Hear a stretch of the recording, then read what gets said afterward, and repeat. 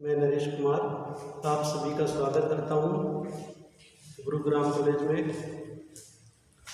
आज हम पाठ भर के रामनीति विज्ञान में प्रकरण है अपना मिल के प्रतिनिधि शासन संबंधी अवधारणा। मिल ने पहले आप समझ चुके हैं बेंथम और मिल का अपने पढ़ चुके हैं स्वतंत्रता संबंधी विचार। आज हम मिल के प्रतिनिधि शासन संबंधी अवधारणा को जानेंगे।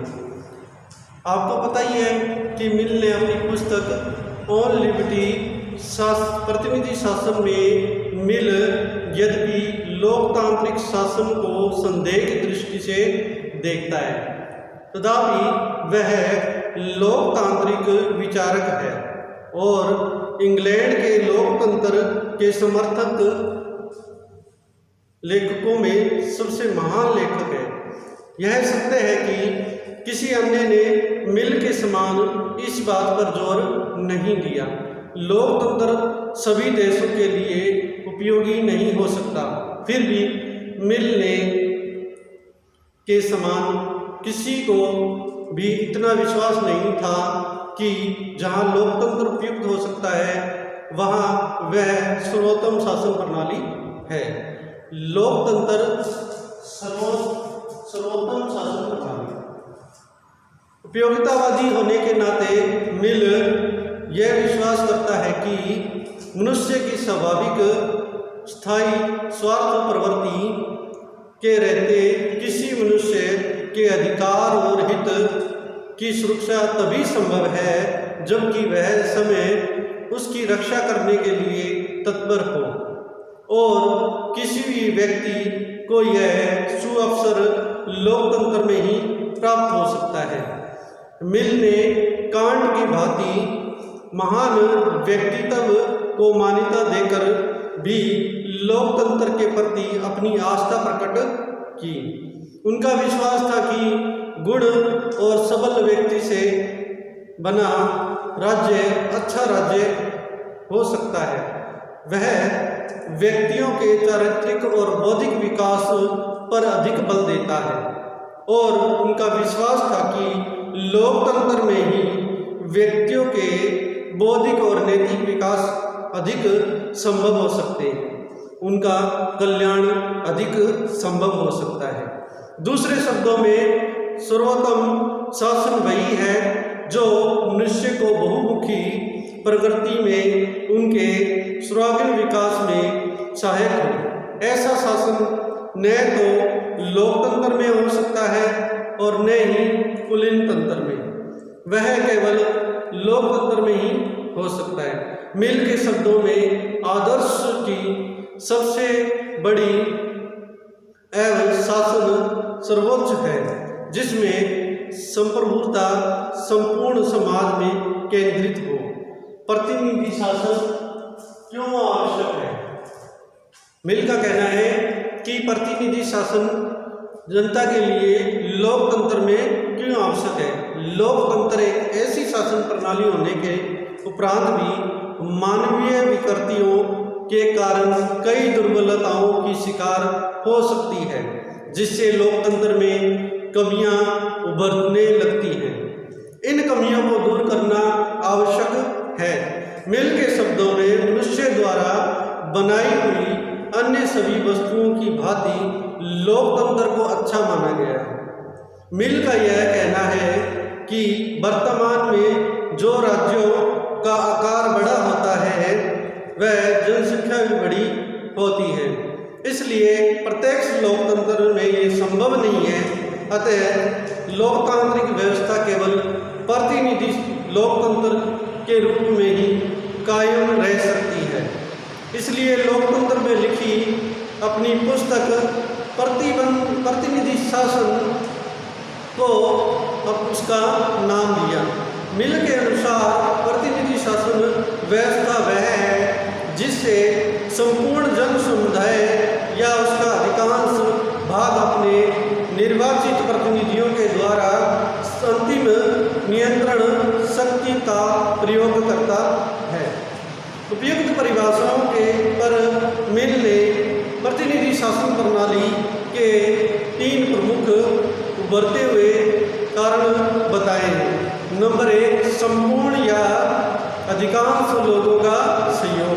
नंबर 2, संपूर्ण व अधिकांश लोगों के हाथों में नियंत्रण शक्ति। नंबर 3, प्रतिनिधियों का नियमित कालीन चुनाव। अब अपने बात करते हैं प्रतिनिधि सभा का संगठन व कार्य। प्रतिनिधि सभा का मिलने किस प्रकार सभा संगठन बताए और उसके कार्य क्या क्या होने चाहिए। प्रतिनिधि सभा को मिल दुसदनात्मक शासन बनाना चाहता है। उनके मत में उच्च सदन और निम्न सदन की निरंकुशता का हल्का करने के लिए आवश्यक है। यह दोनों सदनों में प्रतिनिधित्व का भिन्न आधार रखना चाहता था।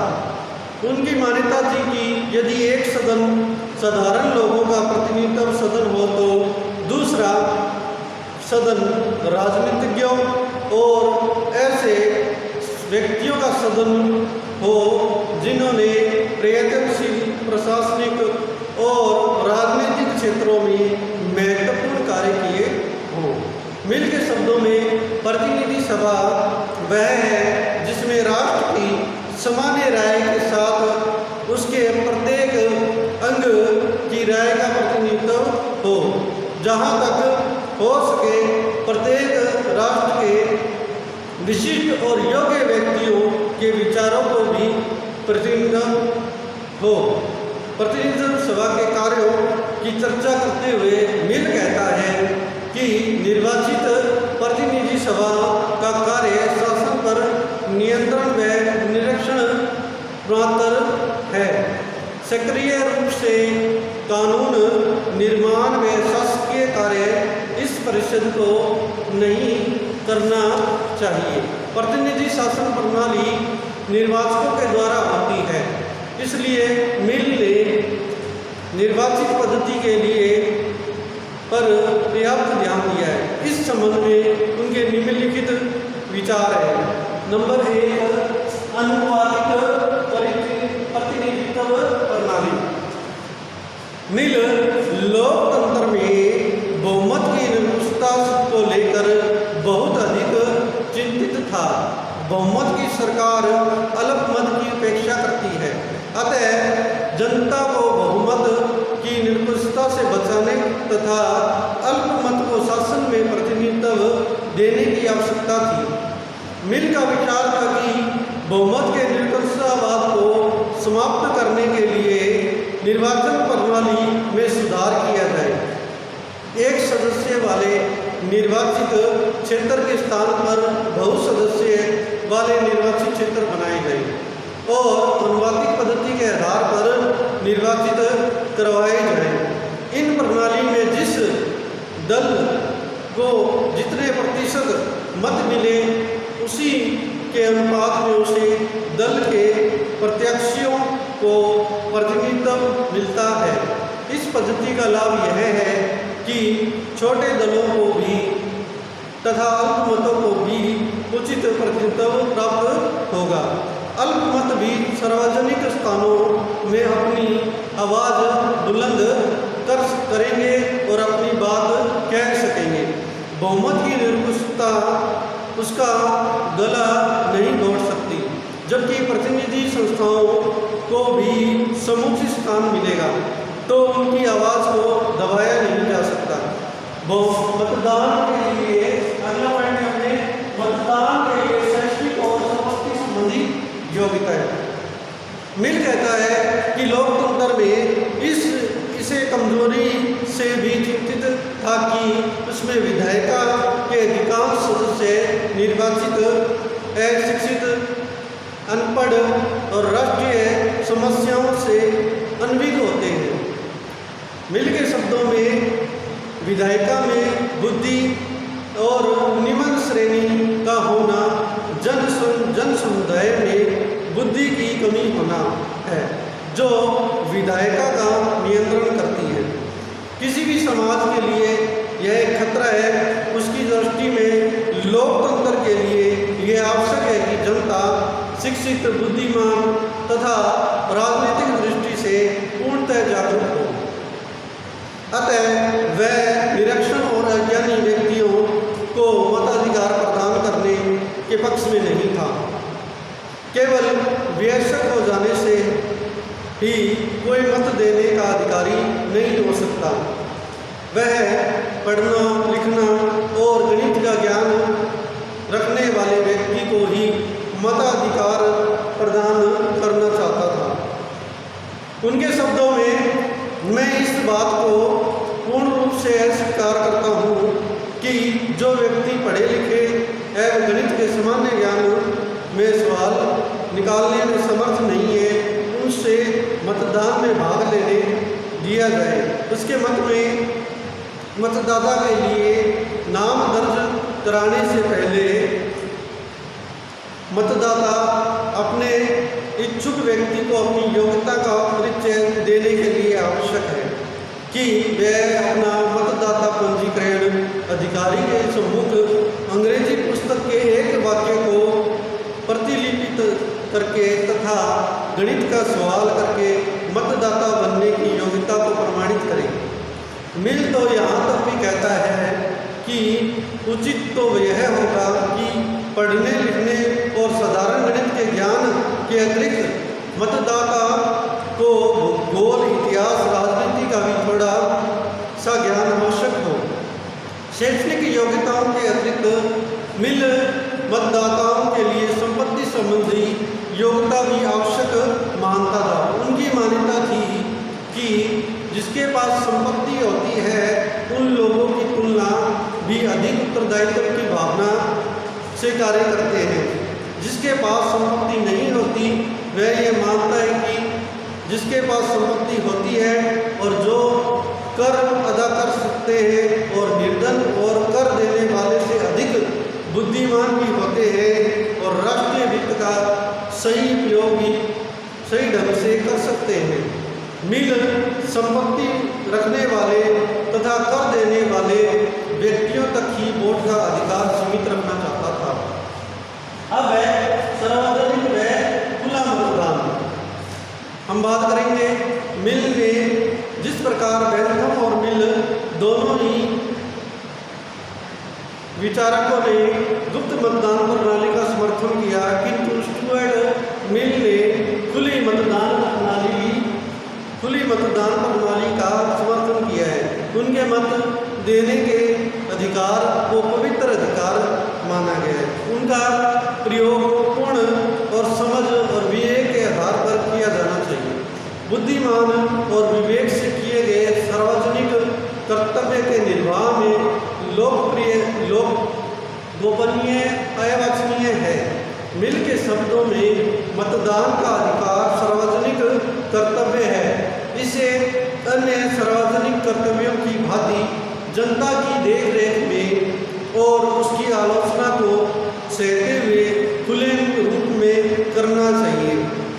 मिल की दृष्टि में गुप्त मतदान मतदाता से आसानी से धोखा खा सकता है और वह अपने वचन का पालन करके चुपचाप अन्य व्यक्तियों के प्रभाव में आकर अपने पक्ष में मतदान कर सकता है। इस प्रणाली में भ्रष्टाचार, प्रलोभन और अनैतिक आचरण जैसे कृत्यों को प्रोत्साहन मिलता है। तो अपने बात करेंगे खुला मतदान। मिल को लोकतंत्र में एक बहुत बड़ी बुराई यह नजर आती है कि शिक्षित एवं अशिक्षित, निर्धन एवं धनी, सामान्य और विशिष्ट योग्य वाले व्यक्तियों को उसमें एक समान माना जाता है। उनका मतलब है कि ऐसा शासन स्थापित करना जो सबसे कम शिक्षित लोगों के हाथों में काम करने वाले श्रमिकों का शासन होगा, क्योंकि उनकी संख्या अधिक है। संख्या के आधार पर मत के अधिकार को वह लोकतंत्र का एक बड़ा दोष मानता था। इसे वह झूठा लोकतंत्र कहता था, जबकि सच्चे लोकतंत्र की इस दुर्बलता को दूर करने के लिए मिल ने बहुल मतदान की अवधारणा प्रस्तुत की। उनके अनुसार मूर्ख और अशिक्षित व्यक्तियों की तुलना में शिक्षित और बुद्धिमान व्यक्तियों को अधिक संख्या में मतदान देने का अधिकार होना चाहिए। तो मिल यहाँ तक भी कहता है कि जिसके पास अधिक संपत्ति हो उसे भी बहुल मत देने का अधिकार होना चाहिए। मिल के अनुसार बहुल मत योजना निर्धन व्यक्तियों के महत्व को भी स्वीकार करती है। यह योजना निर्धन व्यक्तियों के लिए भी समान रूप से उपलब्ध है और बेशर्ते यह स्वेच्छापूर्ण दी जाने वाली परीक्षाओं के आधार पर अपनी योग्यता प्रमाणित कर दे। विधि आयोग, आपने बात कही है विधि आयोग की। मिल विधि आयोग में अपने विचार किस प्रकार होते हैं। मिल के अनुसार प्रतिनिधि सभा का कार्य शासन करना नहीं है, क्योंकि शासन करने की उसमें योग्यता नहीं है। उसका प्रमुख कार्य सरकार का निरीक्षण व नियंत्रण करना है, क्योंकि वह विधि निर्माण की योग्यता नहीं रखते। इसलिए विधि निर्माण का कार्य एक विशिष्ट आयोग को करना चाहिए, जिसके सदस्य लोक सेवा आयोग से संबंधित व्यक्ति होंगे। विधि आयोग द्वारा निर्मित विधियों को पारित करने का कार्य प्रतिनिधि सभा को करना चाहिए। वस्तुतः इस सुझाव के द्वारा मिल ने विधि निर्माण के कार्य में संख्या और योग्यता का सामंजस्य करने का प्रयत्न किया था। प्रतिनिधियों की स्थिति प्रतिनिधियों की मिल कहता है कि प्रतिनिधियों की जनप्रतिनिधियों को मात्र जनता की अभिकर्ता नहीं मानता। उनके अनुसार प्रतिनिधि तो एक स्वतंत्र पथ प्रदर्शक और शिक्षा देने वाली शक्ति होनी चाहिए। वह इस बात का विरोधी था कि संसद सदस्य दलगत अनुशासन में बंधे रहे। उनके अनुसार संसद सदस्यों को वेतन नहीं दिया जाना चाहिए, क्योंकि वेतन देने की व्यवस्था से व्यावसायिक राजनीतिज्ञों की भांति हो जाएंगे। प्रतिनिधि शासन की आलोचना।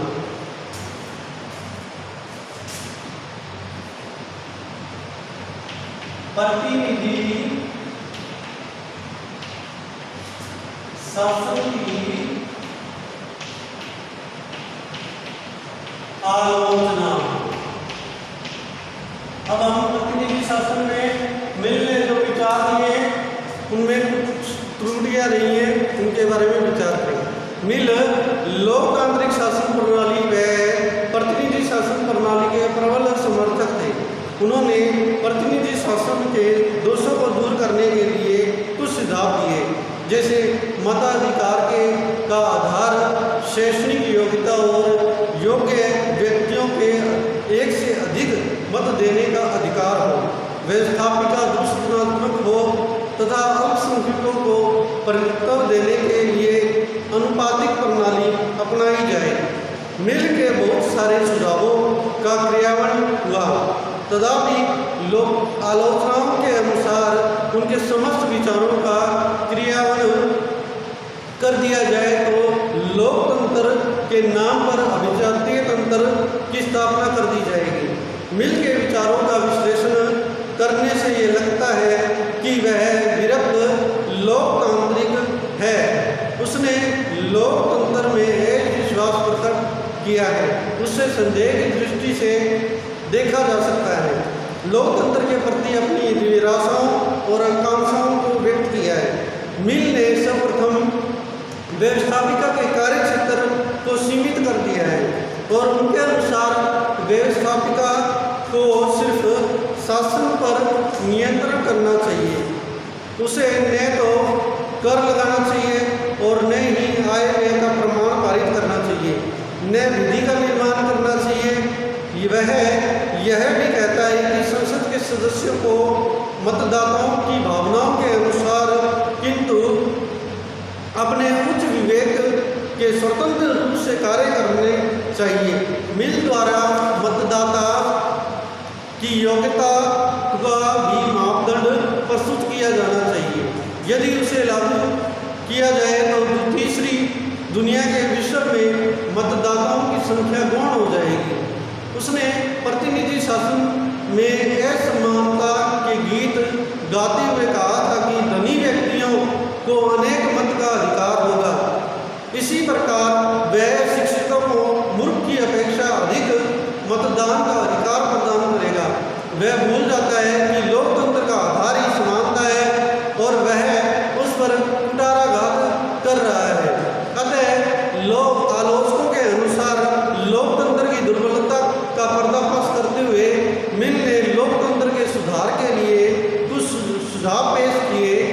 उनसे यह लगता है कि वह विरक्त प्रजातांत्रिक है।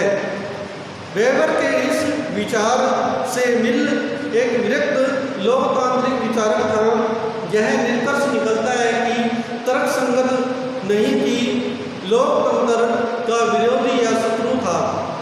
अतः मिल लोकतंत्र का सशक्त समर्थक और वफादार सेवक था।